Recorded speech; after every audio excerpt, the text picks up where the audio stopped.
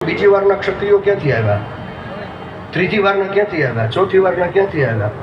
સમજણમાં થોડીક સુધારો કરવાની જરૂર છે. બધાને મારી નાખ્યા હતા એમ નહોતું, પણ જે પોતાનો ક્ષાત્ર ધર્મ ચૂકી ગયા હતા, રક્ષક હતા અને ભક્ષક બનવા માંડ્યા હતા, પોષક હતા એ શોષક બનવા માંડ્યા હતા, એવા અધર્મી ક્ષત્રિયોનો વધ કર્યો. બધાને બતાવી નાખ્યા તો પછી બીજી વારના ક્યાંથી આવે, ત્રીજી વારના ક્યાંથી આવે, ચોથી વારના 21 વખત નક્ષત્રી કરી તો આવે જ ક્યાંથી?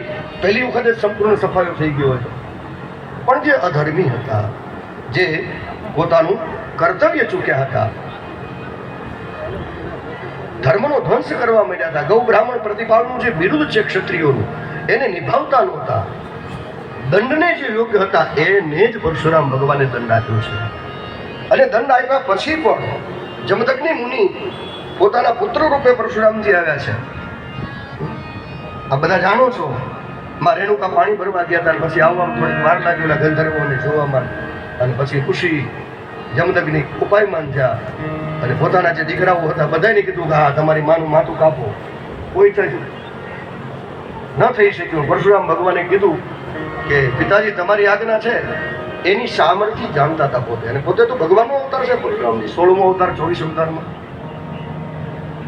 અચ્છા ઠીક है, चलो मैं कर देता हूँ. तारा भाइयों मारी आज्ञा નથી માને, તારા ભાઈઓને મારી નાખ, તારી માને પણ શિરચ્છેદ કરી દીધું પરશુરામ ભગવાન.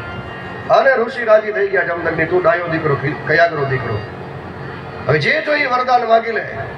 અને પરશુરામ ભગવાને કીધું કે પિતાજી તો વરદાન એટલું આપો કે મારી માને મારા એક ભાઈને યાદ ન રહે કે મેં એને માર્યા હતા, અને પાછા એ બધાને સજીવન કરી આપો. સજીવને કરી દો અને એને યાદ પણ ન રહેવું જોઈએ કે મેં એનો વધ કર્યો. સમર્થ છે ભગવાન પરશુરામ, અજર અને અમર છે. આજે પણ મહેન્દ્ર પર્વત ઉપર તપ કરે છે.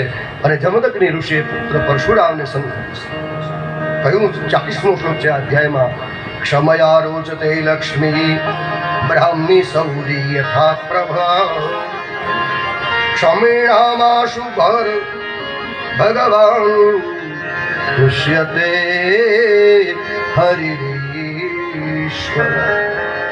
ક્ષમયા રોચતે લક્ષ્મી. બેટા બ્રાહ્મણમાં ક્ષમાનો ગુણ હોવો જોઈએ. જે ક્ષમાશીલ બ્રાહ્મણ હોય એનું તેજ હંમેશા વધે છે.